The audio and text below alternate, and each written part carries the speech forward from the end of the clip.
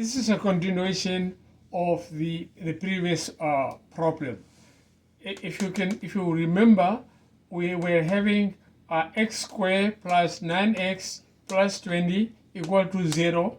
So now in this case, what we did on the previous problems, what we did is that we were using formula to calculate that. In this case, we are just factorizing it. How can we factorize this equation? By you are choosing two numbers. Take a look what is happening.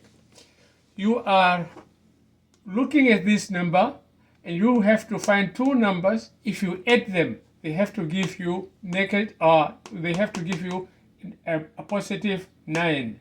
If you are multiplying the same number, they have to give you 20. So what are those two numbers? Take a look. So you will be choosing, you were given the list. Now you have to choose from this list here.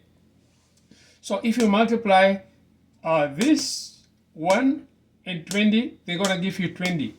2 times 10, they're going to give you 20. But if you add those two numbers, they are not going to give you 9. If you take a look at over here, yes, they are 20, but they are not going to give you, if you add them, they are not going to give you 9.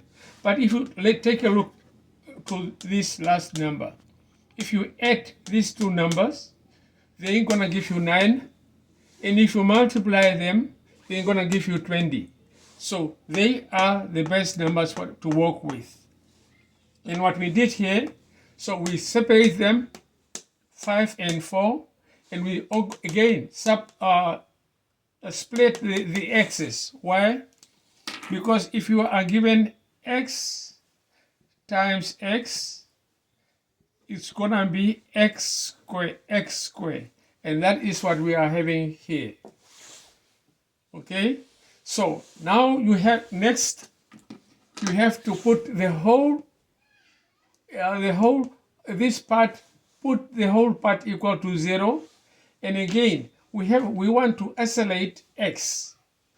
In other words, you want x to be by itself, and that's why we cancel the 5s, so that we can have the x's on the left side. So if you do that, we will have x equal to -5. Why? Or you can also say that, okay, I will be taking the 5 on the other side, and when you do that, so the 5 gonna be changing the sign. Okay, you understand what I mean? Okay, and that's why we are having -5 on this side. Again, we will be doing the same thing here. Put the whole equation equal to 0, and then cancel the 4's, so that we can have the x's on the left side. And if you do that, we end up having a negative sign on the right side. And this is the last problems what we have here. So in other words, if you are having a quadratic formula, you're supposed to have two different answers, and that is exactly what we are having here. Thank you very much.